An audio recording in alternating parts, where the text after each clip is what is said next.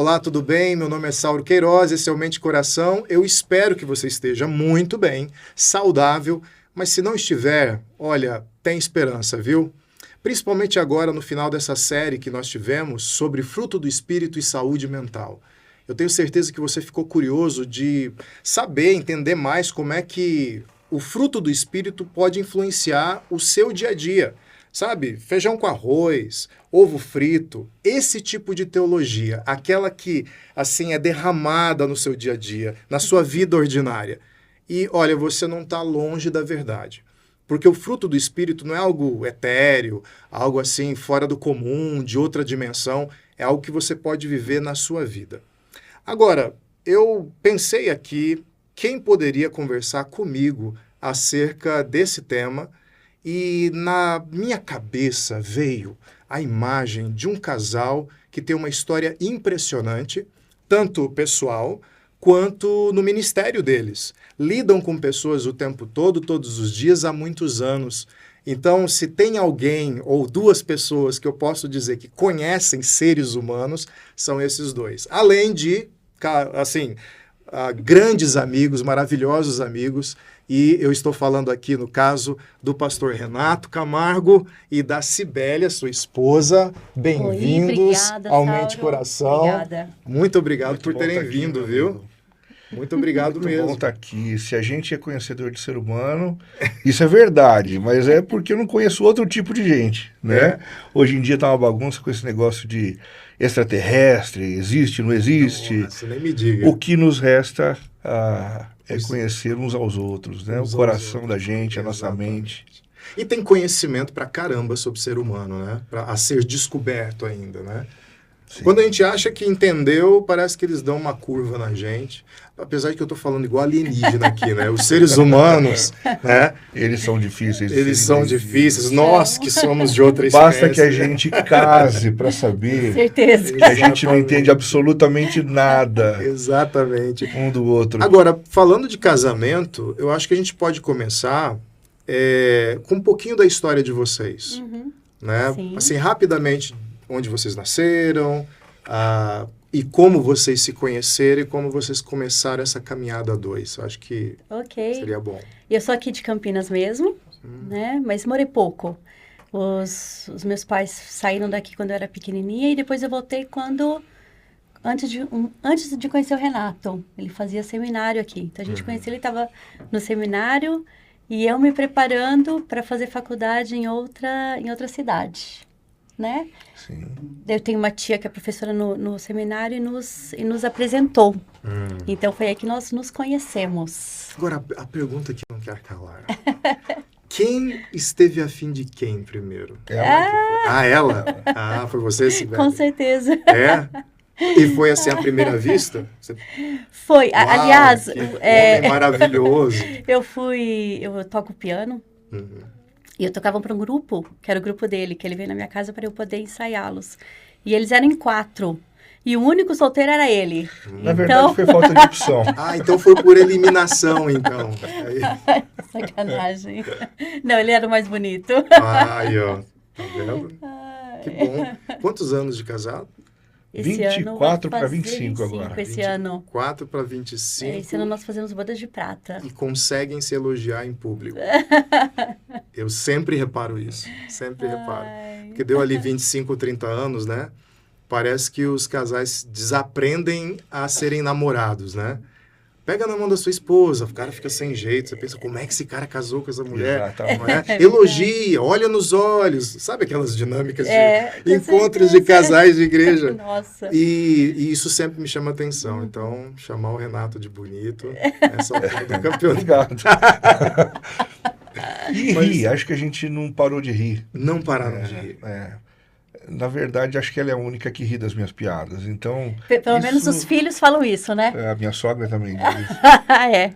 Os Então, meus se ela filhos ri das falam. minhas piadas, tá tudo certo. A gente tem um bom tempo pela frente. Então, os dois foram por eliminação, né? Ele é o bonito que sobrou e você é a única que ri das piadas dele. Com certeza. Mas olha só, é bom vocês falarem isso, porque Quem está nos assistindo aí agora, olha para esse casal dando risada e trocando ideias e se elogiando, né? E comemorando, atendendo o meu pedido de vir aqui, né? Lá de Sorocaba para cá, no meio da chuva, raios e trovões.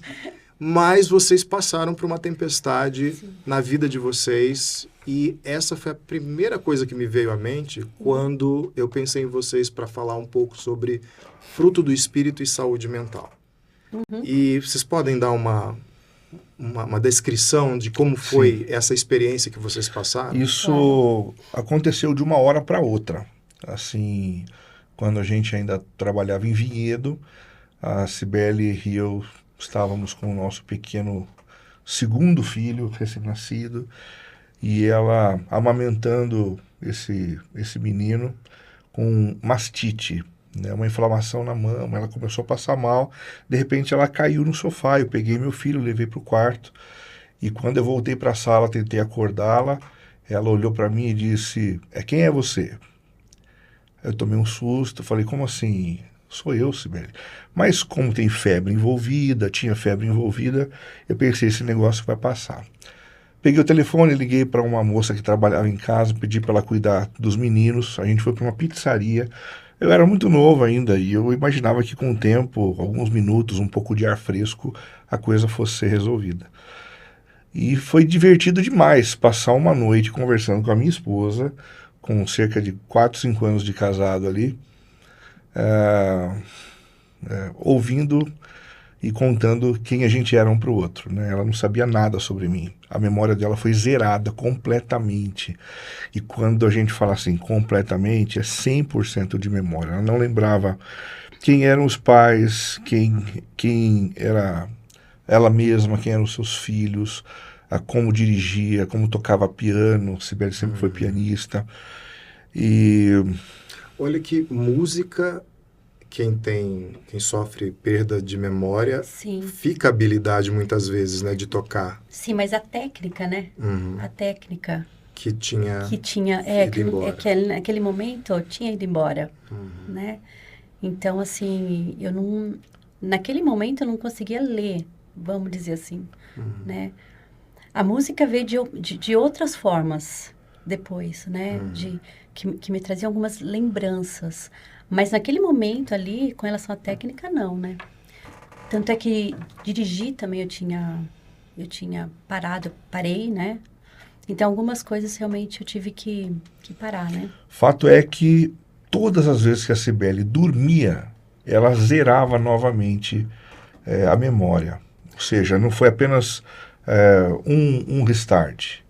Toda vez que ela dormia, ela zerava, inclusive aquilo que a gente tinha vivenciado no dia anterior. E esse processo foi um processo muito doloroso, porque ele demorou cerca de 3 anos. Um ano inteiro, com essa perda de memória sempre que ela dormia. Depois, os outros 2 anos seguidos, com alguns flashes, com algumas memórias e com alguns exercícios que ela mesma foi tentando estimular a memória dela a um retorno, né? Se eu puder perguntar, hoje a memória voltou ou você construiu novas memórias? Então... Você tem essa sensação de lembrança? Agora lembrei de antes daquele episódio. É assim, eu não sei se eu lembro ou se foram construídas por histórias que eu ouvi, tanto pelo Renato ou pelos meus pais, né? Com relação quando eu era criança, adolescente. Então, realmente, eu não sei isso. Porque né? nesse período pós-perda de memória, foi muito natural a gente ficar recordando como foi o casamento, aonde ela cresceu, onde ela estudou. A gente viajou muito, porque na minha cabeça funcionava assim, se eu fosse para algum lugar de conhecimento dela, de alguma forma a memória vai ser estimulada a voltar. Então a gente viajou muito, a gente foi para os restaurantes, onde a gente noivou, se conheceu, teve momentos incríveis e tal, tentando trazer a memória dela de volta. Às vezes, um pouco do que ela tenha editado, mas uma outra imagem que uma psiquiatra trouxe para a gente uma vez é que a memória funciona mais ou menos assim. Quando você tem uma amnésia, é como se todas as informações dispostas numa prateleira fossem jogadas no chão. Elas estão ali, mas agora todas bagunçadas. E demora um pouquinho para você achar. Então, de repente, a gente está conversando sobre o tempo em que ela foi missionária com o pai em Portugal. E ela começa a descrever detalhes da cidade de Portugal que há 15 dias atrás ela não lembrava. Né? Então isso tem a ver um pouquinho com cheiro, com Música, percepção, né? Que a gente com tava falando, música. com música, né? que alguma música eu ouço e vem alguma lembrança assim extraordinária, né? Que é bem bacana. É interessante isso. Hoje, vocês vivem em Sorocaba. Sim. Você é pastor em Sorocaba, né? De qual Dizem que igreja mesmo? Presbiteriana Campolim. Tô dando uma de entrevistador que não sabe. Presbiteriana Campolim. Presbiteriana Campolim não é Campolim. Chapolin. É o nome de um do bairro. É o bairro de Sorocaba. Onde fica o shopping Iguatemi, os restaurantes de Sorocaba. Quem é da cidade, da região, conhece muito bem. Há o quantos bairro do anos, Campolim. pastor? 15 lá? anos. 15 anos. 15 anos. Tem sido uma experiência bem legal. É uma adolescente. Você acompanhou nessa hora, esse período todo, Acompanhei. ainda E que a comemorei. distância. Sim, com certeza. Porque Esteve lá. Vocês tiveram muitas gente. vitórias lá. Foi muito Tive legal, lá. tem sido legal. E você, musicoterapeuta. Eu sou musicoterapeuta. Então, Desculpa perguntar isso. Pode parecer indelicado, mas você é musicoterapeuta depois daquele episódio ou você já era musicoterapeuta? então O que eu você já trabalhava era- antes e como isso afetou? Eu fiz a faculdade, só que daí quando eu fiz a faculdade fora de Campinas. Então, quando eu cheguei em Campinas, eu não trabalhei como musicoterapeuta. Então, assim, na verdade, eu só tinha a faculdade e os meus estudos, né? A prática mesmo foi depois. Então, foi assim, algo que eu comecei a reler algumas coisas, né? Reler bastante coisa, a estudar de novo, e muito veio da minha prática. Acho que meus primeiros pacientes sofreram mais, né? E veio da prática hoje, né? Então, assim, quando eu fui para Sorocaba, eu tinha os meus 2 pequenos, os meus 2 mais velhos, que nós temos 3 filhos. E então, depois de um tempo, eu voltei a trabalhar e tô até hoje trabalhando, né? Então, daí veio essa minha prática e de leitura e de estudo. Então, musicoterapeuta mesmo eu fui depois. Depois.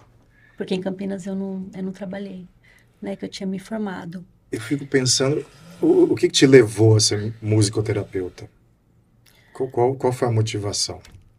Bom, eu amo música, né? E acho que assim, como eu fiz, a minha primeira graduação foi piano, eu tinha que estudar muito. Eu falei assim, gente, eu não quero passar a minha vida inteira em cima de um piano estudando tanto, assim. Eu quero ter uma vida social. Essa foi, né, para mim, essa foi a minha maneira de ver. E como, assim, eu amo criança, sempre amei, né, e amo crianças, eu queria trabalhar com crianças, né?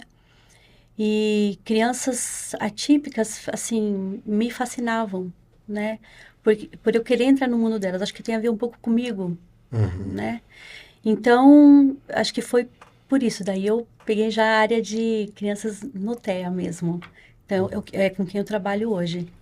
Legal. Então, foi isso. Ó, pensando numa linha do tempo, Sim. a gente pode olhar e pensar assim, eles se conheceram, começaram um relacionamento, se casaram, têm uma carreira profissional, chegaram nesse ponto aqui. Aconteceu uma coisa ali no meio, eles superaram, foi muito difícil pelo que vocês descreveram, mas eles superaram isso mesmo, o brasileiro nunca desiste, e qualquer coisa desse tipo, e foram em frente. Mas eu estou muito curioso de saber um pouco sobre a memória emocional que vocês têm desse trajeto de sofrer aquela tempestade, depois se recuperar e seguir em frente. Você se lembra quais eram as emoções predominantes naquela época que você teve esse desafio de orientar a sua esposa, de acolhê-la, de tentar compreender, mas ao mesmo tempo você está Eu imagino o que você está sentindo quando vê que a sua esposa diz, eu não... Quem é você? Né? Igual aquele filme, né? Sim. Como que chama o filme? Como se fosse a primeira vez. Aliás, literalmente aquele filme. É um filme que eu assistia pra caramba. Eu tive que esconder esse filme, cara. Inclusive, você até se parece com a atriz, né? Fisicamente. E eu assistia todo dia, o Renato escondeu o filme. Drew Barrymore. Drew Barrymore. Você não parece com a Dan Sandler, né? Mas Obrigado. ela parece com... Já é a segunda vez que ele dá umas pancadas. Desculpa. Intimidade. A intimidade é fogo. Mas o que você... Foi a época de sentimentos mais intensos de sofrimento para você ou não? Houveram outros momentos? Houveram outros. Mas, certamente, uma história como essa não tem como não mexer com a gente, né? Eu lembro que naquele momento de vida a gente passou por uma fase difícil, porque é chegada de segundo filho. A vida fica muito bagunçada, né? Quem está te ouvindo aqui sabe do que eu estou falando. Essa coisa para uma mulher administrar o fato de que ela tem um marido, mais 2 filhos, filha e tal, e ter que se desdobrar para essas 3 frentes não é muito simples. Então, assim, a gente estava num momento de instabilidade muito, muito grande. E quando essa história aconteceu, a Cibele praticamente foi desconectada dessa realidade por muito tempo. E eu fiquei conectado a uma realidade completamente diferente daquela que eu vivi no começo do casamento. Então ali as minhas emoções foram completamente cativadas por cuidado dela. Né? E eu vivia o tempo todo pensando nela. Por exemplo, eu chegava em casa, às vezes ela não estava. E eu pensava assim, puxa, onde é que ela foi parar? Entrava no carro, saía correndo procurá-la. De repente eu encontrava lá numa rua deserta. Eu abria o vidro e dizia, você quer entrar? Ela fazia assim com a cabeça, porque ela estava perdida. E ela entrava no carro, a gente voltava para casa. Isso era recorrente, né? Então essa história de cuidar fez com que o meu amor pela Cibele fosse intensificado. Às vezes a gente pensa assim, eu preciso primeiro sentir para depois cuidar. Não, o que aconteceu comigo foi o contrário. Quanto mais eu me dedicava a cuidar da Cibele, na debilidade dela, na fragilidade dela, mais o meu amor foi crescendo e se consolidando. Isso na relação com ela. Na relação com Deus, a coisa foi um pouquinho mais delicada.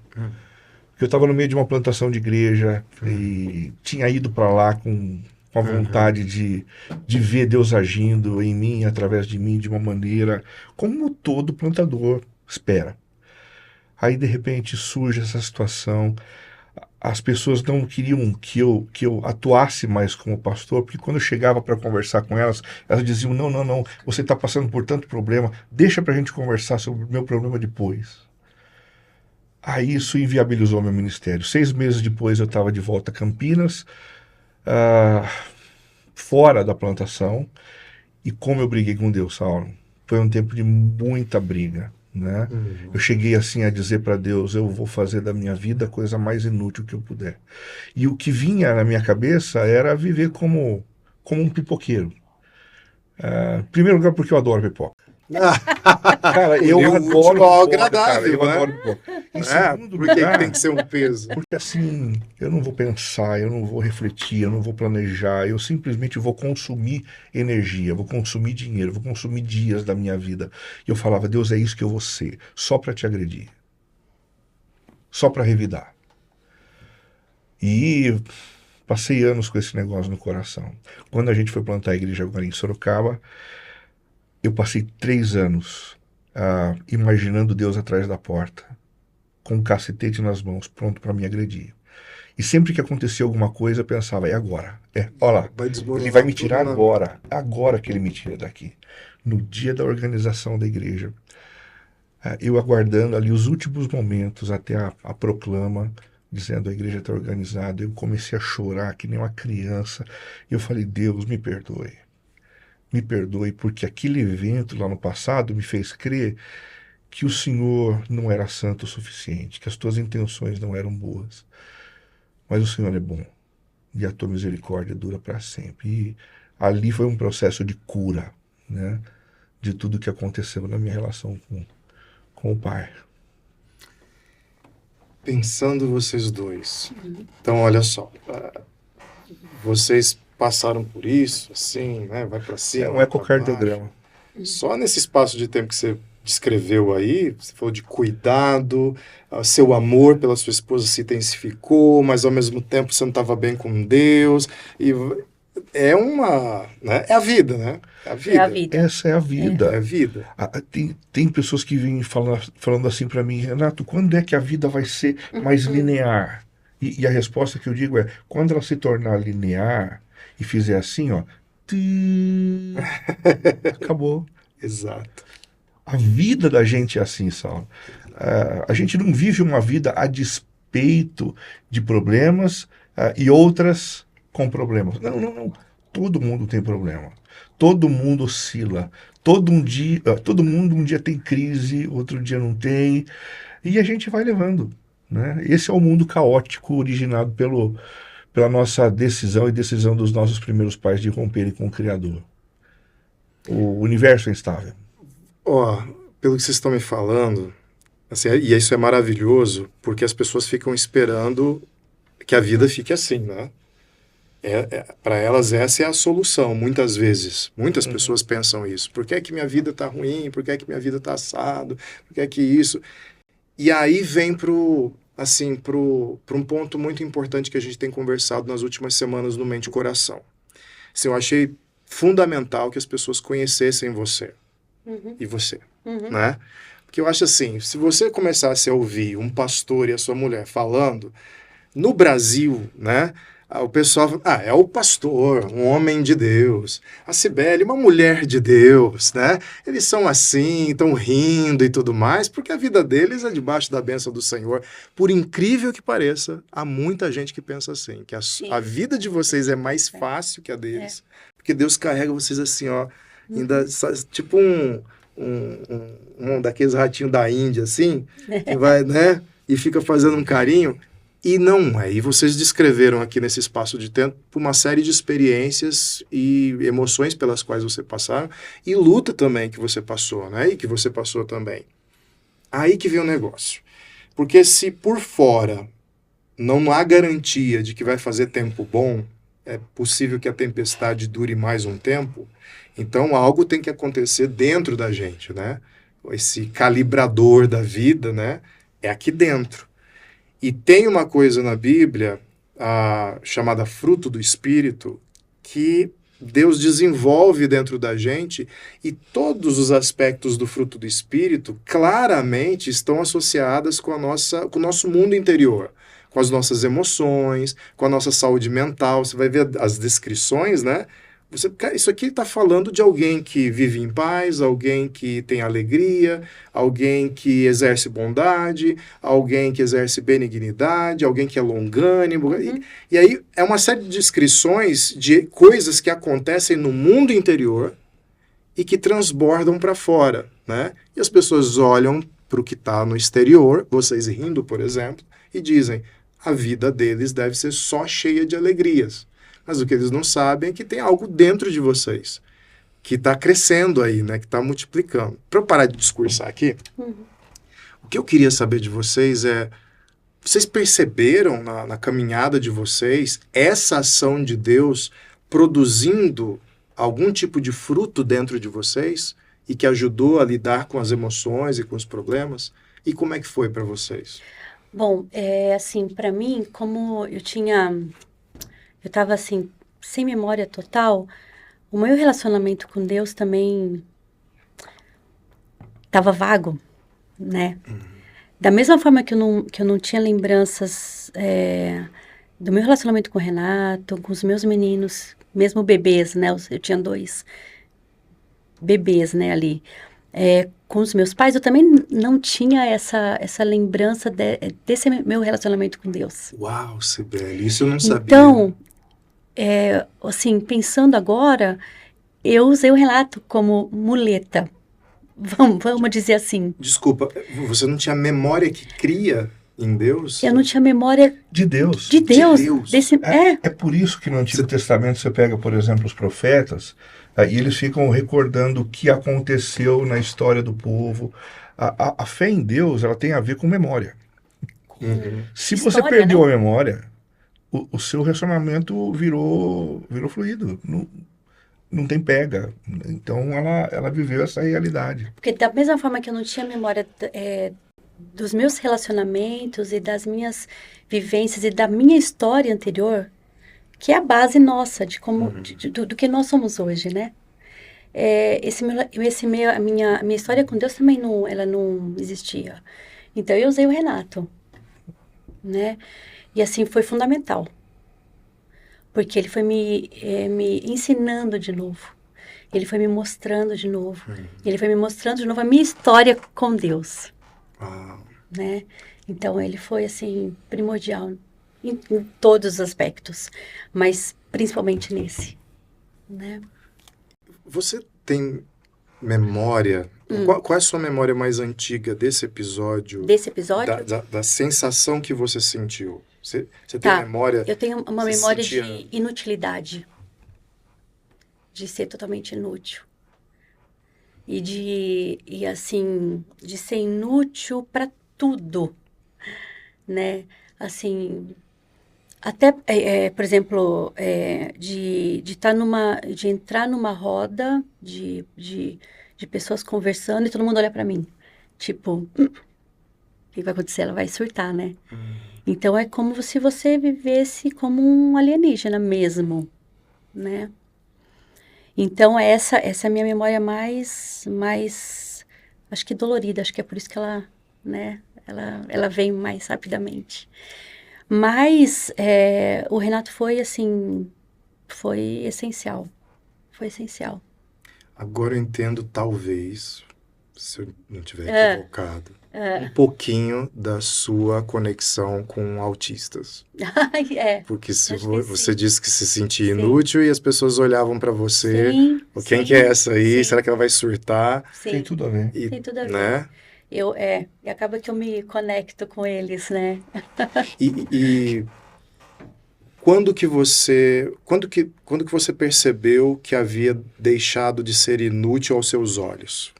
Você falou daquele momento em Nossa, que sim, demorou.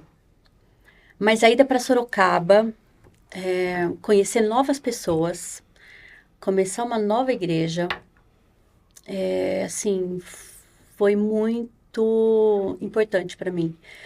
Porque, de alguma forma, mesmo algumas pessoas saberem dessa história, elas não vivenciaram comigo. Então, elas não me tratavam como se eu fosse um ET. Isso na minha cabeça, né? Então, elas não me tratavam assim. Então, isso foi muito legal e foi muito, muito importante para mim. Então, essa mudança de ares, vamos dizer, e com outra igreja, com outras pessoas, eu acho que as pessoas mais antigas, os nossos amigos de Sorocaba mais antigos, que estavam com a gente desde o começo, acho que elas não sabem o quão eles foram importantes para mim, né? Nessa minha caminhada como mulher e como mulher cristã, né? você me faz pensar numa coisa, isso que você falou agora. Deus trabalha dentro da gente, né? Sim, Ele vai cuidando, vai orientando as nossas emoções, vai administrando. Só que soa para mim que é impossível fazer isso num mosteiro escondido assim. Ah, estou mais paciente, estou mais feliz. Você falou de cercada de pessoas, né? sim, com certeza. Mesmo que seja uma ação de Deus na vida de alguém em específico, é necessário esse É necessário. Talvez, assim, esse contato esse com contato, pessoas. acho que é a mesma às vezes coisa. doloroso. Sim, é a mesma coisa que eu falo para os pais lá das crianças com quem eu trabalho, né? A gente não vai, que nem no começo, eu não conseguia ficar num grupo muito grande. Então, a gente começou com um grupo pequeno, um casal. Ah, vamos sair hoje, Cibele, com esse casal. Ah, beleza. Até eu conseguir estar inserida num grupo maior, né? Porque antes eu não conseguia. Eu acho que é a mesma coisa que eu falo para os pais, ó, vamos começar com uma criança, vamos ter contato com uma criança, ou duas, para depois a gente, por exemplo, ir para uma festa de aniversário, que tem mais crianças, né? É a mesma coisa. Então, o Renato foi super sábio. Se a gente vai sair hoje, você tá ok? Beleza? A gente vai sair com esse casal, que você já conhece ela, tal, então, ok, né? Depois a gente foi aumentando, né? Então, quando eu cheguei em Sorocaba, lá era o início de uma igreja. Então, o grupo era pequeno também. Então, foi assim, restaurador para mim. O grupo cresceu Foi com você. crescendo comigo, isso. Não era nem grande demais, Não, em demasia, não. que te intimidasse, mas também tinha número de pessoas suficiente Número para você suficiente. interagir ali. Isso. E você, Renato? E aí eu vou jogar mais uma coisa ainda. Você, não só a sua experiência, mas você vê gente o tempo todo, né? De manhã, à tarde e à noite é lidando com gente, né? Trabalhando com gente, gente pedindo aconselhamento. E eu sinto muita gente, mas muitas pessoas meio perdidas na vida emocional.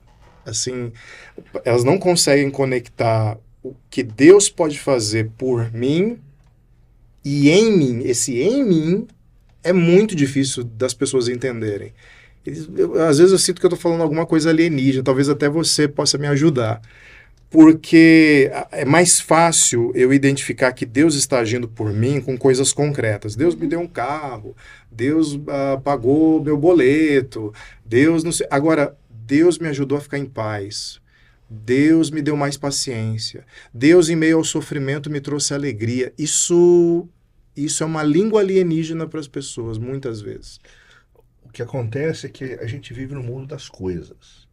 E a gente é treinado o tempo inteiro a conhecer as coisas, a maneira como elas funcionam, como elas podem facilitar a nossa vida, mas a gente não sabe nada a respeito da gente mesmo, do nosso próprio coração.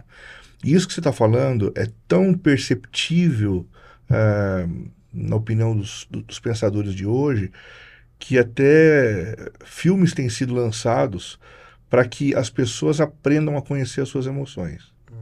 Divertidamente, é um desses filmes, onde as crianças são incentivadas a conhecerem o que elas não sabem mais, né? E se a gente não brinca, a gente não sabe o que é inveja. Se a gente não interage, a gente não sabe o que é raiva. A gente não sabe o que é medo. E se eu não sei distinguir um sentimento do outro, eu não consigo trabalhar esses sentimentos, né? E eu diria, infelizmente, na fé cristã, nas nossas igrejas, a gente, de maneira desproporcional, está mais preocupado com o conhecimento de doutrinas, o que é importantíssimo, mas desproporcionalmente preocupado com o conhecimento que a gente tem que ter de nós mesmos. E isso faz parte, Saulo, da nossa herança cristã. Quando a gente olha para os pais da igreja, por exemplo, né, que foram para o deserto, você chegou a mencioná-los, é lógico, eles tiveram um momento de entender que não era lá o lugar de ficar, mas essa experiência de afastamento foi fundamental para o conhecimento do coração. Evagrio de Pôntico, por exemplo, ficou um tempo no deserto para perceber 9 disposições contrárias a Deus. Essas 9 disposições depois viram os 7 pecados capitais, né? Ou seja, são maneiras de compreender o que há de luz e sombras dentro da gente, a fim de que a gente conecte isso com o que a gente aprende na palavra de Deus. Olha que bacana. Então, pessoas são importantes e nessa interação eu cresço, mas eu preciso ter um olhar para dentro e saber dar nome para aquilo que eu estou sentindo, para os meus defeitos, para as minhas falhas, para as brechas. E não dá para fazer isso no tumulto, né? Ou você precisa ter alguma prática de olhar para dentro, é isso? A gente precisa ter alguma prática com um mínimo de silêncio para conversar sobre o assunto, né? Hoje, a gente não estava sozinho no almoço. Nós estávamos com mais gente por perto. Mas a gente gastou um tempo na refeição conversando sobre a gente, assim, a ponto de tirar um pouco o fôlego. Chegou uma hora que a CPL falou, para! Para, chega, por hoje já bom, deu. tá bom. Já deu. Porque é assim que a gente se sente, Saura. É tão desconfortável lidar com a gente que quando a gente começa a mergulhar aqui dentro, chega uma hora que é tanta luz sendo lançada para cantos que a gente não conhecia que a gente fala, basta, chega por hoje só. Então, tira a luz um pouquinho. Quando a gente olha para o livro de Salmos, a gente percebe os salmistas conversando com a própria alma. Qual foi a última vez que você conversou com a sua própria alma? Né? Bendize, ó minha alma, o Senhor, e tudo que há em mim bendiga o seu nome. Se eu não me conheço e se eu não converso comigo mesmo, estimulando o meu eu interior a se mover na direção do Senhor, daquilo que vai curar minha alma, há um abismo enorme entre o que eu sei da fé e o que a fé pode produzir na minha vida interior. Você me lembra de limpeza de porão. Assim, a impressão que eu tenho é que a gente tem um porão na nossa vida, na nossa alma, no nosso mundo interior, né? E ninguém gosta de ir lá no porão limpar o porão, né? Tem um monte de quinquilharia que a gente vai jogando lá, né? Mas quando finalmente a gente vai limpar, né? A gente desce com uma lanterna, sei lá, alguma coisa assim. Aí olha, esse abajur que eu ganhei em 83. Eu dei nome para aquilo. E pergunto se aquilo é uma tralha ou se é algo aproveitável, né? Proveitoso. Tá, esse abajur não serve para nada, eu nem lembro mais quem deu, e aí eu jogo fora. Nossa, isso aqui eu precisava muito, nem sabia que estava aqui, separa. Só que é um trabalho difícil, né? Desgastante, você dá nome para as coisas. E se o nome for inveja? Eu sou invejoso, eu tô com inveja do meu... Eu não tô com uma admiração do meu colega de trabalho, eu estou com inveja do meu... Tô com inveja daquele pastor, tô com inveja daquele casamento. Ou então, porque tem os sentimentos... os sentimentos virtuosos, os vícios virtuosos, né? Que é tipo orgulho, né? Não, sou uma pessoa orgulhosa, assim, eu tenho que me conter às vezes, né? Vaidosa também, né? Eu tenho um pouco de vaidade, sabe? Eu sou um workaholic. Eu sou um workaholic. Hoje em dia tá na moda. Exatamente. Né? E eu falo com orgulho. Sou perfeccionista. Em vez de falar com vergonha. Sou perfeccionista de entrevista de emprego, né? Se tinha um defeito seu, sou perfeccionista. Nossa, gente, eu não paro até tá perfeito. E agora, tem coisas muito, assim, que causam uma vergonha tão grande que a gente não consegue admitir nem no silêncio, né? Eu estou com inveja, ou então, deixa eu ver uma outra que a gente tem que causa... Tô com medo. Não é que eu tô receoso, eu estou hesitante. Eu tô com medo. Com medo, apavorado. Um outro sentimento que é difícil de reconhecer, que é a vontade de fazer o mal. Quero acertar o nariz daquele cara. A Bíblia fala que a gente não deve ser maldoso. E a gente acha isso forte demais. Como assim maldoso? Uma pessoa é má. Existem pessoas más.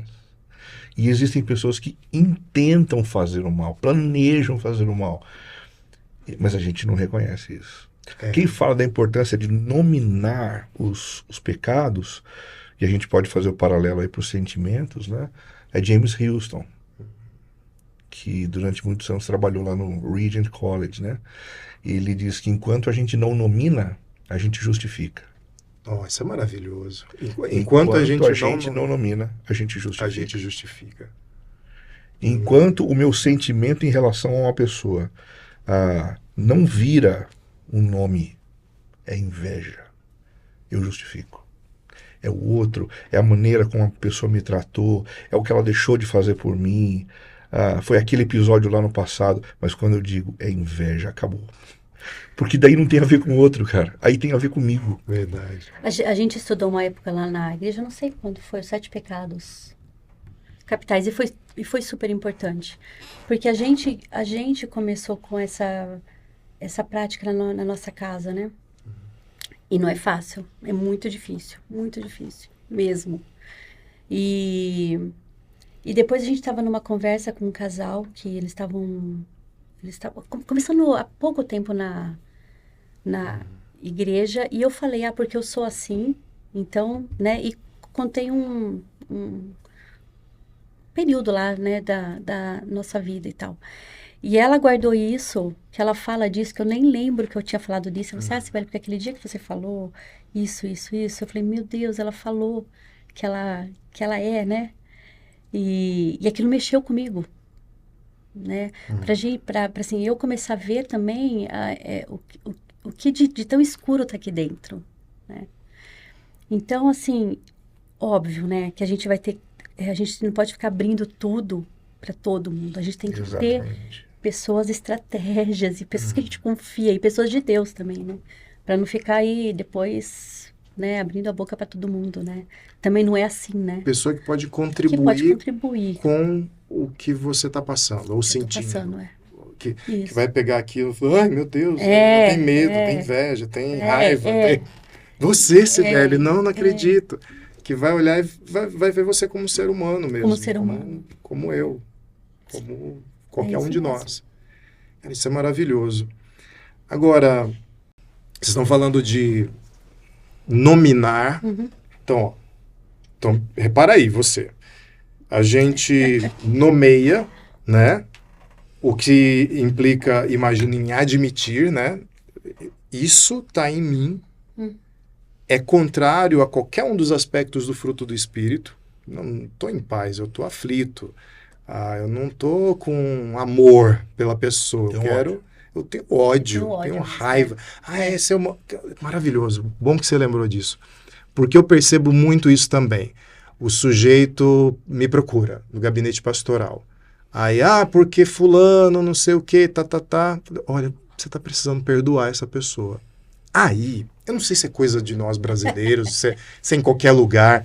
Aí a pessoa não quer assumir que foi atingida, porque isso é dar uma vitória para o outro, né? Não, já esqueci, já foi, já passou. Você tem certeza que você está falando com uma bilis, né? Com um veneninho aí da pessoa. Não, nem encostou em mim, nem nada. Ou seja, não há o que perdoar, porque essa pessoa nem encostou em mim, nem me feriu, eu não estou sangrando, não estou nada disso. E o que ela deveria admitir é, ela me atingiu. Nossa, mas foi em cheio. Não me atingiu, né? Não me atingiu. Não me atingiu. Não tenho o que perdoar, pastor, porque assim, nem lembro mais. Lembra sim. Você está falando... Dá vontade de falar assim, acertou, né? Como que é nos memes, né? Sentiu, né? Sentiu, né? Você sentiu. Admitir isso parece que é assumir uma fraqueza, né? Ele venceu.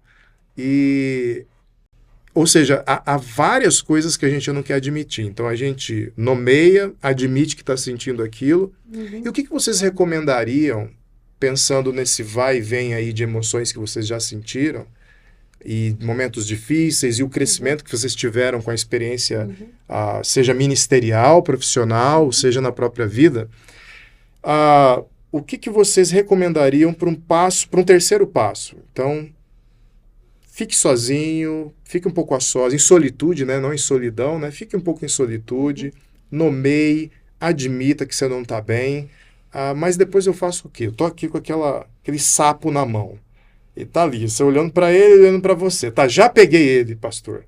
Renato, eu dei um nome fofinho para ele, virou... Como é que ele não vira um bichinho de estimação? Como é que eu me livro disso? Ou como é que eu lido com isso? O que vocês recomendariam? Há um tempo atrás a gente estudou um texto na Bíblia que dizia assim, antes de tudo, orem. E eu lembro de ter ficado assim, quase que a mensagem inteira dizendo assim, antes de tudo, orem. E a gente conversava sobre o assunto, de repente eu voltava e dizia, antes de tudo, orem. Antes de tudo, orem. E isso virou assim uma conversa lá na igreja, né? O pessoal às vezes me procura para falar algumas coisas e ele diz, eu já sei, antes de tudo, orem. A oração é um ambiente de tratamento e de cura muito mais poderoso do que a gente possa imaginar. Por falar muito sobre oração, a gente acha que a gente vive nesse ambiente. Mas nem todo mundo vive nesse ambiente chamado oração. Nem todo mundo aprendeu a morar nesse lugar chamado oração. E às vezes a gente precisa ouvir de alguns cientistas, de algumas pessoas de fora do ambiente da igreja, o quanto ela é importante para a gente perceber que ela é valiosa. Tem alguns estudiosos hoje em dia, Saulo, que estão trabalhando muito essa coisa de examinar pessoas em diversos contextos para ver como é que o cérebro reage a essas atitudes. Alguns exames mostram que, assim, quando a gente é generoso, imediatamente acende o nosso lóbulo frontal, pré-frontal, quando a gente está num exame de tomografia, por exemplo. Acende muito mais quando a gente exerce gratidão. Exerce muito mais quando a gente perdoa. Mas sabe o que é que acende, assim, brutalmente o lóbulo pré-frontal? Quando a gente ora. É mesmo. Eu não sabia das pesquisas, não.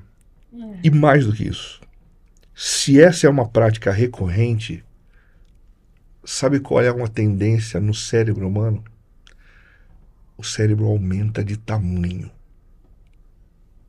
O cérebro aumenta de tamanho, a massa cinzenta cresce. E o lóbulo frontal, pré-frontal é responsável pelo quê? Sentimento de alegria. Fruto do Espírito. É responsável pela tomada de decisões.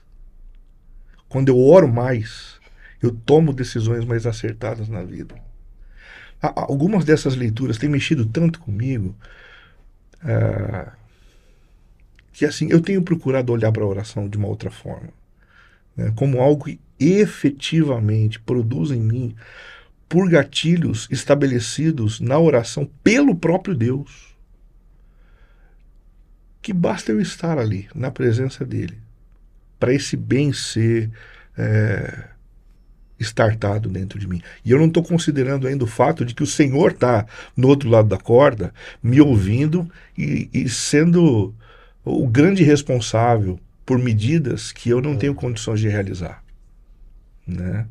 Então, antes de tudo, orem. Antes de tudo, ore. Você me fez lembrar, sabe do que? Você falou de morar, e para isso tem que morar, né? Não adianta passar, aumentar o cérebro, esse desenvolvimento do lóbulo pré-frontal, responsável pela alegria, Porque a gente pensa na bem-estar. oração como algo que começa e que termina. Então eu vou orar. Em nome de Jesus, Senhor, amém. Terminou a oração, eu volto para os meus afazeres, a oração acabou. Não, o apóstolo Paulo diz que a gente deve orar sem cessar. É como se não a oração tivesse que fazer parte da nossa vida, mas a nossa vida parte da oração. E viver na oração significa estar o tempo todo em conexão com aquele que realmente nos envolve, que realmente cuida da gente e que em todos os aspectos tem recursos para nos sustentar. Neemias, na frente do rei, surge a oportunidade. Ele está em conexão com o Senhor, com quem ele vive em oração. E ele faz uma oração rápida. E acho que agora, meu Deus. Deus faz assim. E ele continua. Cara, é essa dinâmica. A gente não pode perder isso. Enquanto a gente entra num Uber e alguém diz uma palavra, e a gente olha para o Senhor e ele diz assim, Pai, fala. E a gente pega e começa a falar. De repente a gente começa a brigar dentro de casa e a gente olha para o Pai e o Pai fala assim, fica quieto, fica quieto, fica quieto. Não entra nessa. E o Espírito começa a moldar a gente. Isso é morar na oração. A gente percebe melhor o mundo, né? A gente ouve melhor, a gente vê melhor, né? Se a gente mora na oração. Quando a minha visão de oração é pequena, eu vivo culpado porque, puxa, esqueci de novo de orar. Olha, tem 3 dias que eu não oro. Mas quando eu passo a viver na oração, mesmo que a correria do dia a dia me tire por algumas horas daquele momento formal de oração, eu não deixei de ter a presença do Senhor do meu lado. E a culpa vai embora. E ela é substituída pelo prazer de estar e viver com o Senhor todos os dias da nossa vida. Tem uma música do Gerson Borges que eu amo a letra. Ela diz assim, eu não vou cantar, né? Tem uma, por favor, uma música, por favor. E tem um cantor, que eu sei que você já grava álbum e tal, não vou me atrever a fazer isso. Mas ele diz assim, quero aprender a orar de modo que a minha alma consiga ver-se invadida de campos, essa imagem é maravilhosa, verdes laranjais, onde eu me encontre com Deus e Ele me cure do medo, que às vezes vejo invadir a varanda, a sala e os quartos do meu coração. Então eu imaginei ele na varanda, na sala e no quarto, sendo invadido pelo medo, e ele corre para fora, mas ele está diante de laranjais e ali Deus o acolhe. E ali passa a ser a morada dele. Ver-se invadida de campos verdes laranjais. Isso aqui é maravilhoso. Isso aqui é sensacional. Sim. Depois de orar, para a gente terminar, então, eu dei nome, admiti, isso aqui está dentro de mim, esse alien, né, antes dele nascer no peito, assim, igual no filme, e fui orar, fui apresentar isso diante de Deus. Vocês indicariam mais alguma coisa da experiência de vocês, do que vocês sentem que pode ajudar as pessoas a lidar com isso? Eu acho que uma última coisa, Saulo, é a gente perceber que a gente está num processo. Ah, isso é maravilhoso. A gente não pode alimentar essa ideia de que se eu estou ligado na videira, a videira logo manda os seus nutrientes, e então 100% eu sou feliz, 100% eu sou longânimo, 100% eu sou alegre. Não, até esse fruto do Espírito, ele vive dentro dessa dinâmica do já e do ainda não. Eu estou ligado na videira? Estou. Mas eu não estou plenamente cheio, como eu estarei um dia na eternidade, né? O mundo não está completamente arrumado, assim como eu não estou. Então eu estou em processo. E em processo eu tenho que ter calma, eu tenho que ter paciência. Estou numa jornada. A gente se cobra demais. A gente se cobra. A gente não se trata com graça, né? Não. Engraçado isso. A gente não se trata com graça. A gente se cobra. Tio pensa em graça muito relacionado ao outro, né? Seja gracioso, mas você é gracioso consigo mesmo. Você se trata... Isso é importante porque nós estamos falando de emoção. Emoção você não controla. Ela vem. Ela vem. Você lida com ela. Se veio a vontade de se matar, você vai fazer o quê? Você vai ficar ainda mais nervoso porque a vontade veio? Calma. Calma. Homens na Bíblia e mulheres na Bíblia tiveram esse sentimento. Cordéis da morte me cercaram, angústias do inferno se apoderaram de mim. Salmo 116. Jesus, afasta de mim esse cálice. Uma tristeza profunda, né? Uma angústia, uma aflição. Uma tristeza, E do nosso Senhor. Né? Se apoderando do nosso Senhor. Mas ele lidou com aquilo. Eu acho isso Você quer um caminho? Talvez a gente está construindo juntos aqui, né? Essa história de nomear, de aceitar, reconhecer, essa coisa de orar, de lembrar que a gente está num processo e, por fim, a gente possa lembrar daquela palavra, espere. Espere no Senhor, Israel.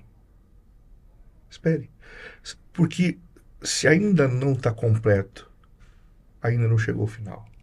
Isso é bom. Se ainda não está completo, não chegou ao final. Espere no Senhor. Como é duro esperar, né? A gente quer a coisa para agora. A gente quer colocar na tomada e a gente quer colocar na boca o remédio e a gente quer... Não. Espere no Senhor. Tal como uma criança desmamada se aquieta nos braços da sua mãe. Espere no Senhor, Israel, desde agora e para sempre. Amém. Acho que não precisa de mais nada, né? Depois dessa, não precisa de mais nada. Cibele, muito obrigada. Foi um prazer, foi muito bom estar aqui. Que bom ter você aqui também. Muito obrigado, Renato. Deus abençoe vocês. Amém. Obrigado pela cooperação que vocês fizeram aqui, através da história de vocês. Eu tenho certeza que você foi muito beneficiado com essa conversa. Mas eu sei também que tem alguém ali do outro lado do computador, do celular, que está ouvindo toda essa conversa e se chegou até aqui, talvez esteja pensando assim, Ah, mas eu ainda me sinto abandonado, vendido, perdido. E a gente tem um momento aqui no Mente e Coração, no podcast, onde os nossos convidados podem falar diretamente para a pessoa que está nos ouvindo nesse momento, nos assistindo nesse momento.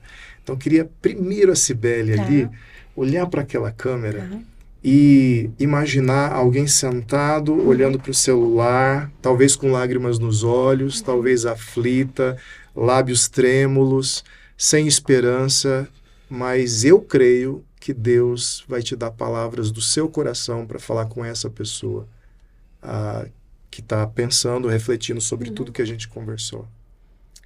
Tá, eu acho assim que depois de orar, né, que a primeira coisa é procure alguém que você possa, que você confie, que possa ser uma pessoa assim, que ame o Senhor de todo o coração, para que Ele possa te ouvir e possa andar contigo. Porque assim, foi essencial a vida do Renato na minha vida, a vida de uma outra amiga, né, que teve comigo ali todos os dias, andando comigo, me ajudando com as crianças e ajudando em outras coisas também. E ela chama Alzira, ela foi muito importante também para mim. Então, assim como eu tive essas duas pessoas, ore a Deus e peça a Deus para que te dê uma pessoa para que ande contigo, chorando com você, te ouvindo e te abençoando com palavras, com conforto. Acho que é isso. E, talvez a minha palavra cheire um pouquinho menos espiritual agora, mas a palavra é a seguinte: se você, além de um amigo e de uma amiga, precisa de um terapeuta e de um psiquiatra, Sim. Não tenha medo, não tenha receio. Lembre-se que dentro do Colégio Apostólico de Jesus, nós tínhamos um médico. Lucas era médico. E eu não tenho dúvida nenhuma de que, ao longo da caminhada, Lucas exerceu a sua profissão. Quando o apóstolo Paulo escreve para Timóteo, ele diz assim: olha, não beba só água, mistura um pouquinho de vinho. Era uma espécie de medicação para o cuidado de problemas intestinais. Ou seja, Deus não usa apenas a oração e disciplinas espirituais para cuidar da gente. Ele usa também as profissões levantadas por ele, com dons espirituais envolvidos também, aonde a gente é cuidado. Né? A gente precisa abrir mão desse medo de procurar ajuda médica. Esses médicos levantados por Deus são fonte de bênção. Procure. Né? Tem que tomar um remedinho, não tem problema. Só não pode tomar remédio sem prescrição médica. Né? Mas acompanhado por um terapeuta, por um psiquiatra, é muito bom. Eu lembro a primeira vez que eu sentei para conversar com uma psicóloga. Rapaz do céu, quando abria assim, a caixa de Pandora, não parava de sair coisa ali. E é importante. As nossas emoções produzem lixo, produzem toxinas que precisam ser jogadas para fora. E se não são, a gente adoece. Obrigado, Renato. E obrigado, Cibele. Obrigada. Muito obrigado mesmo. Bom, eu tenho certeza que esse papo abençoou muito você. Guarda essas palavras no coração. E se você quiser continuar acompanhando a nossa série de mensagens do Mente e Coração e também podcast, você pode nos acompanhar pelo canal da Luz para o Caminho. Toda sexta-feira, na parte da manhã, você tem acesso ao nosso programa novinho em folha para você. E claro, assim, você tem desafios na vida. E outras pessoas também têm desafios na vida. Então, se esse programa tem abençoado você, tem te ajudado, tem sido efetivo, útil para você, então te peço um favor. Curta, compartilhe para alguém que você acha que precisa ouvir essa conversa aqui. E também vou aproveitar aqui o que o pastor Renato falou. procure ajuda. Lembra? Graça comum. A gente fala isso aqui. Graça comum. Medicina faz parte da graça comum. Você que é evangélico e, em especial, você que é reformado, lembre-se, vamos botar a teologia reformada para trabalhar, tá? Graça comum. Deus também abençoa através dos dons, dos talentos, do conhecimento de médicos, profissionais da mente e, por que não, também de remédios. Então, guarde essas palavras no coração e a gente se encontra na próxima semana em mais Mente e Coração, tá bom? Até lá!